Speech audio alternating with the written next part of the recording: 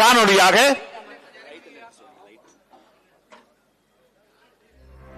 வீர பெரும்பாட்டன் தீரன் சின்னமலை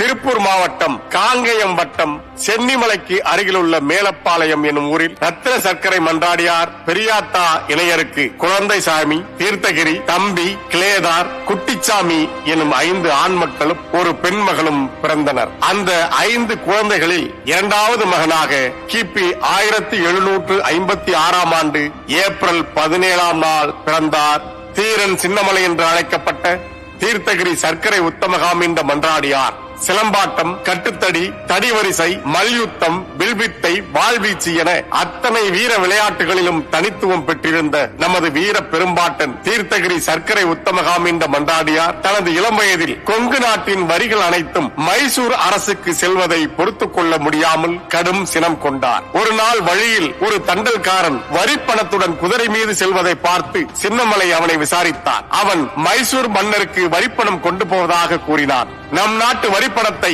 மைசூர் மன்னருக்கு எதற்காக கொடுக்க வேண்டும் என்று கேட்க, அதற்கு நம் கொங்கு நாட்டை மைசூர் அரசர் தான் ஆளுகிறார், அதற்காக நாம் அவருக்கு வரி கொடுக்க வேண்டும் என்று சொன்னான் தண்டல்காரன். சினத்துடன் சீறிய சின்னமலை, நம் நாட்டை மைசூர் அரசர் ஏன் ஆள வேண்டும்? நமக்கென்ன ஆளவா தெரியாது? இந்நாட்டை ஆள்வதற்கு இங்கு என்ன ஆளா இல்லை? வரிப்பணத்தை கொடு என்று வாங்கிக் கொள்ள, ஐயா, சங்ககிரியில் காத்திருக்கும் திவானுக்கு நான் என்ன சொல்வது?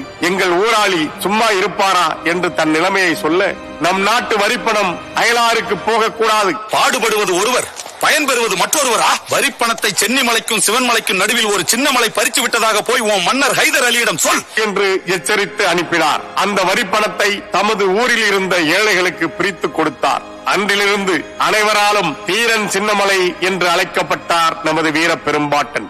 கங்கை என்பார் நின்குலத்தை, கமலை என்பார் ஆனூரை, கவின்சேர் நல்ல மங்கை என்பார் நினது தெய்வம், மாதேவர் செயங்கொண்டார் வானர்க்கு ஈகை நின் கையென்பார், போர்க்களத்துக்கு ஒரு விசையன் நின்னை என்பார் நிலத்தில், கீர்த்தி தங்கம் என்பார் ரத்தினத்தின் தீர்த்தகிரி என்ற சொல்லும் தகுங்கண்டாயே. சென்னிமலைக்கும் சிவன்மலைக்கும் இடை தீரமிகு சின்னமலை என்று மேனாம்பு பேசிய தீர்த்தகிரி எனும் பாடல் நமது பாட்டனின் பெருமையை பாடுகிறது. தீரன் சின்னமலையிடமிருந்து தப்பிய தண்டல்காரன் சங்ககிரியில் தங்கியிருந்த மைசூர் அரசின் திவானிடம் நடந்ததை சொல்ல 100 குதிரைப்படை வீரர்களை அனுப்பி தீரன் சின்னமலையை பிடித்து வர ஆணையிட்டார் திவான். அப்படை வரும் செய்தி அறிந்த சிறிது நேரத்தில் சின்னமலை தனது நண்பர்களான பொல்லான் என்கிற வேலப்பன் மற்றும் கருப்பு சேர்வையுடன் சேர்ந்து மக்கள் படையோடு புயலென சுழன்றார். தீரனை பிடிக்க வந்த படை சிதறி ஓடியது. கருப்பு சேர்வை, பொல்லான், திப்புவின் படையில் இருந்த குணால நாடார் ஆகியோர் இறுதி வரை தீரன் சின்னமலைக்கு நண்பர்களாகவும் படை தளபதிகளாகவும் தோளோடு தோளாக நின்றார்கள் என்பது வரலாறு. சின்னமலையின் படை தளபதியான கருப்ப சேர்வை பிரெஞ்சு தேசத்தின் மாவீரன் நெப்போலியனிடம் தூது சென்றவர்களில் ஒருவர். கட்டுத்தறிக்காரர் முன்னடக்க உடன் கருப்ப சேர்வையும் பின்னடக்க, வட்டப்பொட்டுக்கார சின்னமலை அதோ வார சௌரியம் பாருங்கடி, பூனை குளம் என வெள்ளை படையோட பூரித்து வீர புலி போல சேனைக்கு அதிபதி சின்னமலை வரும் தீரத்தை வந்து மே பாருங்கடி, கச்சை கட்டும் தடிக்காரர்களே வெள்ளைக்காரர்களை எங்கு கண்டாலும் காலை ஒடித்து துரத்துங்கள் என்றுமே கட்டளையிட்டானாம் சின்னமலை என்று பாட்டனின் புகழ் பாடுகிறது சின்னமலை கும்மி பாட்டு. கொங்கு நாட்டை அயலார் கையிலிருந்து மீட்க வேண்டும். ஒரு நாட்டை அந்நாட்டுக்கு சொந்தக்காரன் இல்லாத அயலான் ஒருவன் ஆள்வதை அனுமதிக்க கூடாது. நம் நாட்டை நாமே ஆள வேண்டும். அயலார் ஆட்சியில் சொந்த நாட்டு மக்களுக்கு எந்த நன்மையும் ஒருபோதும் ஏற்படாது, தீமைகள் தான் உண்டாகும். அதைவிட தாய் நிலத்துக்கு தொடர்பில்லாத அயலான் ஒருவன் தங்கள் தாய் நாட்டை ஆட்சி செய்வதை பொறுத்துக் கொள்வதை போன்ற மானக்கேடு அந்நாட்டு மக்களுக்கு வேறு ஏதுமில்லை. இமயம் முதல் குமரி வரை தமிழ் மொழி கொண்டு ஆட்சி செய்த மூவேந்தர்களின் தமிழ்நாடு தமிழ் தெரியாத அயல் மொழியாளர் ஆட்சிக்கு உட்பட்டு அல்லல் படுவதா? பல ஆண்டுகளாக தமிழ்நாடு ஆந்திரத்து நாயக்கர் ஆட்சியில் அயல் மொழியாளர் மேற்பார்வையில் இருந்து வந்ததாலேயே தமிழ் மொழி தன் பெருமையை இழந்து விட்டது. இனியும் அயல் நாட்டவரின் ஆட்சிக்கு உட்பட்டால் நம் தாய்மொழி என்னாகும்? வேற்றுமொழி பேசுவோருக்கு தம் தாய்மொழி அல்லாத மக்களிடம் எப்படி அன்பு உண்டாகும்? நம் தாய் நாட்டை அயலார் ஆள அந்த ஆட்சியின் கீழ் அடிமை வாழ்வு வாழ்வது நம் நாட்டு மக்களின் வீரத்துக்கு அழகா? தமிழர்கள் என்ன வீரமில்லாத வெட்டு உடம்பிடரா? தமிழர் வீரம் இறந்தொழிந்தா போய்விட்டது? இல்லை, உயிரோடுதான் இருக்கிறது. ஆனால் உறங்கி கிடக்கிறது. அந்த உணர்வை தட்டி எழுப்ப வேண்டும். அதை ஏன் நாம் செய்யக்கூடாது என்று நமது வீர பெரும்பாட்டன் தீரன் சின்னமலை தீவிரமாக சிந்தித்தார். அதே சமயம் ஆங்கிலேயர்களை எதிர்த்து போரிட தனக்கு இணையான வீரர்களை தேடிக்கொண்டிருந்த திப்பு சுல்தான் தனது தந்தையான ஹைதர் அலி வரி வசூலிக்க அனுப்பி வைத்த வீரர்களை விரட்டியடித்த தீரன் சின்னமலையை பற்றி அறிந்தார்.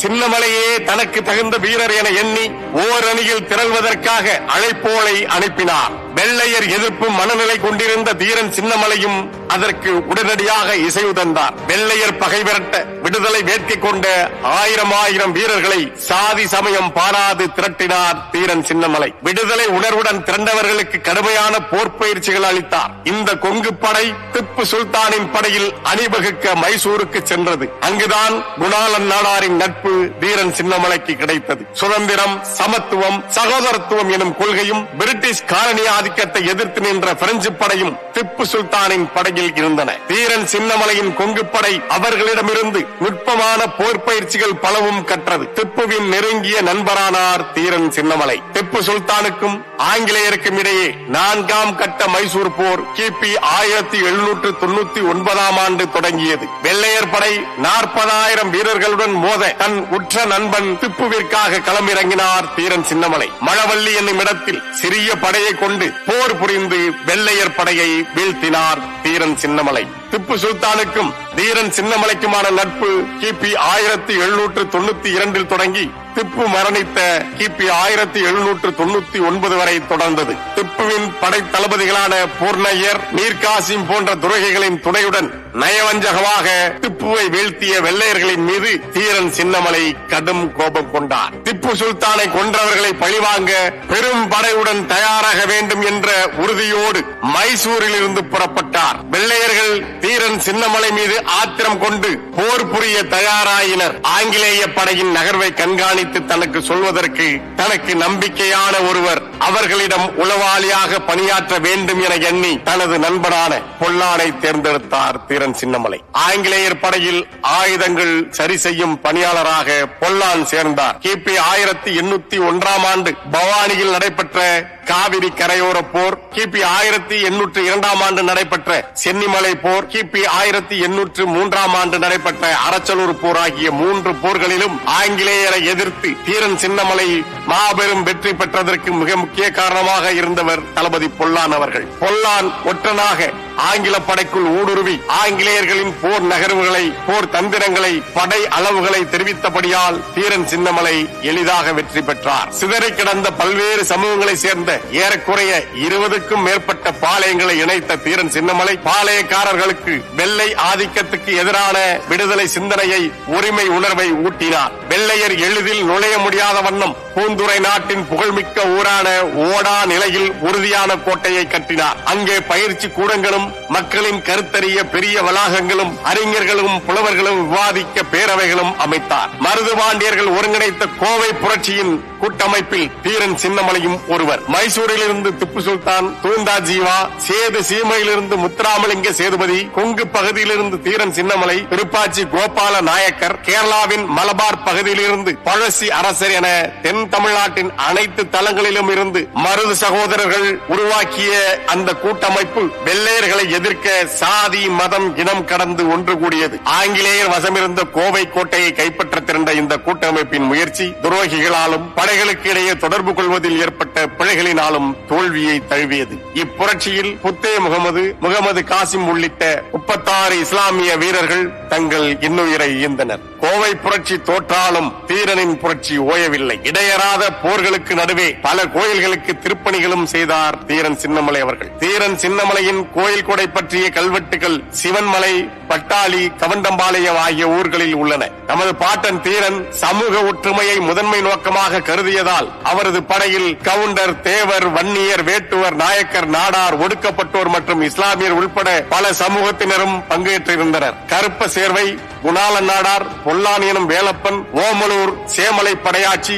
முட்டுக்கட்டை பெருமாத்தேவன், பத்தே முகமது உசேன் ஆகியோர் படையில் முக்கியத்துவம் பெற்றிருந்தார்கள். திப்புவின் படை வீரர்கள் சிலரையும் தன் படையில் இணைத்துக் கொண்டு தன் வீரர்களுக்கு சிவன்மலை காட்டில் கடுமையான பயிற்சி அளித்த தீரன் சின்னமலை துப்பாக்கி, பீரங்கி போன்ற நவீன ஆயுதங்களை பிரெஞ்சு வீரர்களின் துணையுடன் தயாரித்தார். தனது உயிர் நண்பன் திப்பு சுல்தானை கொண்டவன் தன்னிடம் வரும் காலத்தை எதிர்பார்த்து காத்திருந்தார். கிபி 1801 ஆண்டு மேக்ஸ்வெல் பெரும்படை திரட்டி காவிரி ஆற்றை கடந்து வந்தான். அவனை கோட்டைக்குள் நுழைவிடாமல் விரட்டி அடித்தது தீரன் சின்னமலையின் படை. மீண்டும் ஓராண்டு கழித்து நன்கு பயிற்சி பெற்ற படைகளுடன் திரும்பி வந்தான் மேக்ஸ்வெல். தனது படையணிகளை கொண்டு வியூகம் அமைத்து அப்படைகளை சுற்றி வளைத்து தாக்கினார் தீரன் சின்னமலை. ஆங்கிலேய தளபதி மேக்ஸ்வெல்லின் தலையை தீரன் சின்னமலை தனியாக வெட்டி எடுத்தார். வெள்ளையர் படை முற்றிலுமாக அழிக்கப்பட்டது. தன் பெரும்படையால் பல்வேறு படைகளை வென்று மாபெரும் வெற்றிகளை குவித்த மேக்ஸ்வெல் கொங்கு நாட்டில் ஒரு சிறு படையிடம் தோற்றான் என்று ஆங்கிலேயர்களே தங்கள் குறிப்பில் எழுதி வைக்கின்ற அளவுக்கு வீரத்துக்கு இலக்கணமானார் நம் வீர பெரும்பாட்டன் தீரன் சின்னமலை. அதன் பிறகு 2 ஆண்டுகளுக்கு வெள்ளையர்கள் தீரன் சின்னமலையின் பக்கமே வர அஞ்சினார்கள். பிறகு திப்பு சுல்தானை துரோகிகளை கொண்டு நயவஞ்சகமாக கொண்ட ஆங்கிலேய தளபதி கர்னல் ஹாரிஸ் தலைமையில் 3000 வீரர்களை கொண்ட ஆங்கிலேய படை சங்ககிரியிலிருந்து புறப்பட்டது. வழி நெடுக எதிர்த்து நின்ற தமிழ்நாட்டு வீரர்களை கடந்து முன்னேறியது அப்படை. தம்பட்டம்பாறை என்னும் இடத்தில் தீரன் சின்னமலை தனது துப்பாக்கியால் ஹாரிஸின் குதிரையின் மீது சுட்டார். அதை பின்பற்றி ஓடி வந்த 300 குதிரைப்படை வீரர்களும் திரும்பி ஓடினார்கள். காயத்துடன் ஈரோடு வரை ஓடிய அந்த குதிரை அங்கே சுருண்டு விழுந்தது. சின்னமலை வெடி குண்டுக்கு தப்பி ஓடும் சீமைப்படையின் குதிரை எல்லாம் ஒன்னின் பின் ஒன்னாக குள்ளநரி போல ஓடும் ஒய்யாரத்தை பாருங்கடி என்று சின்னமலை கும்மி இந்த நிகழ்வை பதிவு செய்துள்ளது. தனக்கு ஏற்பட்ட அவமானகரமான தோல்வி ஹாரிஸை கூனி குறுக செய்தது. சின்னமலையின் படைகள் சூழத் தொடங்க புறமுதுகிட்டு ஓடினான் ஹாரிஸ். தனது நண்பன் திப்புவின் கொலைக்கு காரணமானவன் பயந்து பதறி ஓடுவதை பார்த்து ஆரவாரம் செய்தார் சின்னமலை. அந்த வெற்றியின் நினைவாக வெற்றி தூண் ஒன்று அங்கு நிறுவப்பட்டது. பேரரசுகளையே அடிமைப்படுத்தி விட்டோம், பெரும் வெற்றிகளை ஈட்டிவிட்டோம். ஆனால் கொங்கு பகுதி வீரர்களை தோற்கடிக்க முடியவில்லை. ஆத்திரம் கொண்டார்கள் ஆங்கிலேயர்கள். அதனால் 36 பீரங்கிகள் அடங்கிய மிகப்பெரிய படையுடன் சங்ககிரி கள்ளிக்கோட்டையிலிருந்து இருமுனை தாக்குதல் நடத்தலாம் என புறப்பட்டது ஆங்கிலேய படை. இதை அறிந்த பொல்லான், பெரும் படை வருகிறது, எதிர்த்து நிற்கும் நேரம் இதுவல்ல, ஆயுதங்கள் திரட்டி பிறகு போரிடலாம், கோட்டையை விட்டு சென்று மறைந்து கொள்ளுங்கள் ஒற்றன் மூலமாக சின்னமலைக்கு தெரிவித்தார். சின்னமலையின் ஓடாநிலை கோட்டையை தகர்க்க கள்ளிக்கோட்டையிலிருந்து மிக பெரும் அளவில் பீரங்கி படை வந்து சேர்ந்தது. பொல்லான் என்கிற வேலப்பனின் அறிவுரைப்படி தீரன் சின்னமலை ஓடாநிலை கோட்டையிலிருந்து தப்பித்து பழனிமலை தொடரில் உள்ள கருமலைக்கு சென்றார். பெரும் படையுடன் திரண்டு வந்த வெள்ளையர் படை ஓடாநிலை கோட்டை அமைதியாக இருப்பதை கண்டு திகைத்து போயினர். பொல்லானின் ஒற்று வேலையை கண்டறிந்து அவருக்கு தூக்கு தண்டனை கொடுத்தனர். தாய்நாட்டின் விடுதலை பணியை நிறைவுடன் செய்ததாக மகிழ்ச்சியுடன் மாண்டார் பொல்லான். அவருக்கு உதவியாக இருந்த அனைவரும் சிறையில் அடைக்கப்பட்டனர். வீரத்தை சூழ்ச்சியால் வீழ்த்துவதுதானே கோழைகளின் வழக்கம். அதே வழியில் சின்னமலையை சிக்க வைக்க திட்டமிட்ட ஆங்கிலேய அரசு அவரது சமையல்காரர் மூலம் வலை விரித்தது. வெள்ளையர்கள் பெரும்படையை கொண்டிருந்தாலும் அவற்றையெல்லாம் விட பெரிய ஆயுதமாக அவர்கள் இங்கிருந்த துரோகிகளையே கருதினார்கள். தீரன் சின்னமலையின் சமையல்காரனாக இருந்த நல்லப்பனே பணத்திற்கு ஆசைப்பட்டு சின்னமலையை காட்டிக் கொடுத்தான். எப்பொழுதும் துப்பாக்கியுடன் இருக்கும் சின்னமலையிடம் சாதுரியமாக பேசி துப்பாக்கியை வாங்கிக் கொண்டான் நல்லப்பன். அதுவரை அங்கே ஒளிந்திருந்த வெள்ளையர்கள் துப்பாக்கி நல்லப்பன் கைக்கு சென்ற உடனே பாய்ந்து வந்து தீரன் சின்னமலையையும் கருப்பு சேர்வையையும் தீரனின் தம்பிகள் இருவரையும் வளைத்து பிடித்துக் கொண்டனர். எதிரியை விட துரோகியை உடனடியாக அழிக்க வேண்டும், அதுவே முதன்மையானது என திமிரி எதிரிகளை உதறி தள்ளியபடியே துரோகியான நல்லப்பனை அங்கேயே சாய்த்து மிதித்தே கொன்றார் தீரன் சின்னமலை. வெள்ளைக்காரன் பணம் சின்ன பணம், அது வேடிக்கை செய்யுதாம் வெள்ளி பணம், வெள்ளி பணத்துக்கு இங்கு ஆசைப்பட்டே அதில் வீசம் போச்சுதடி வீராயி என்று முத்து வீராயி என்பவரின் கும்மிப்பாட்டு இந்த அவலத்தை பதிவு செய்துள்ளது. வெள்ளையர்கள் சின்னமலையை கைது செய்து சங்ககிரி கோட்டைக்கு இழுத்துச் சென்றார்கள். கட்டுக்கு அடங்காத காளைகள் போல கட்டிப்பிடித்தே கவலையுடன் வெட்டி செயங்கொண்ட சின்னமலை தன்னை வெள்ளைக்காரன் கொண்டு போவதை பார் என்று கொங்கு நாட்டு மக்கள் கண்ணீருடன் திகைத்து நின்றார்கள். கிள்ளையழ பூவையழ கிளர் மாடத்து உள்ளுரையும் பூனையழ இளம் பிள்ளையழ கல்லவிலும் பூங்காவில் கலங்கி நின்று மரங்களழ என்று சொல்லும் அளவு தமிழ்நாட்டு மண்ணே அன்று அழுதது. ஒரு கடைமகனால் ஒரு வஞ்சகனால் தமிழர் வாழ்வு சரிந்தது. ஆனால் வீரப்பெரும்பாட்டன் தீரனும் படை தளபதிகளும் தம்பியரும் ஊர்வலம் செல்வது போல சென்று தமது கோட்டைக்குள் புகுவதைப் போல சிறைச்சாலைக்குள் புகுந்தனர். ஆங்கிலேய படைத்தலைவன் இருமாப்புடன் வந்து இருக்கையில் அமர்ந்தான். விசாரணை எனும் நாடகம் நடத்தப்பட்டது. நாங்கள் சுமத்தும் வரியை கற்றினால் வாழலாம் என்று வெள்ளையர்கள் ஆசை வார்த்தைகள் கூறினார்கள். உங்களை போன்ற குற்றவாளிகளுக்கு உரியது கொலை தண்டனை தான். ஆனால் நாங்கள் உங்களை அப்படி செய்ய விரும்பவில்லை. உங்கள் வீரத்தையும் தீரத்தையும் மெச்சி எங்கள் படைத்தலைவராக வைத்துக் கொள்ள முடிவு செய்துள்ளோம். உன் விருப்பம் என்ன என்பதை நன்கு எண்ணி பார்த்து சொல் என்றான் ஆங்கிலேய படைத்தலைவன். அதை கேட்ட சின்னமலை சினந்து நிமிர்ந்து நின்று கோட்டையை கிடுகிடுத்து நடுநடுங்க தீரத்துடன் முழங்கினார். உங்களை 3 முறை வென்றேன். கொங்கு நாட்டை 5 ஆண்டுகள் தனியாட்சி புரிந்தேன். அரசனாக இருந்து இந்நாட்டை ஆள வேண்டும் என்பதல்ல என் ஆசை. அயல் நாட்டை சேர்ந்த நீங்கள் இங்கு இருக்கக்கூடாது. எங்கள் தாய் நாடு அண்டி பிழைக்க வந்த உங்களுக்கு அடிமையாக முடங்கி அடங்கி ஒடுங்கி கிடக்க கூடாது. என் தாய் நாட்டு மக்கள் உங்களிடம் தலை குனிந்து நிற்கக்கூடாது. நீங்கள் எங்களை ஆள்வோராகவும் நாங்கள் உங்களால் ஆளப்படுவோராகவும் இருக்கக்கூடாது. அடிமை வாழ்வை தமிழ்நாடு என்றுமே கண்டதில்லை. தமிழர்கள் தன்மதிப்பு உடையவர்கள்.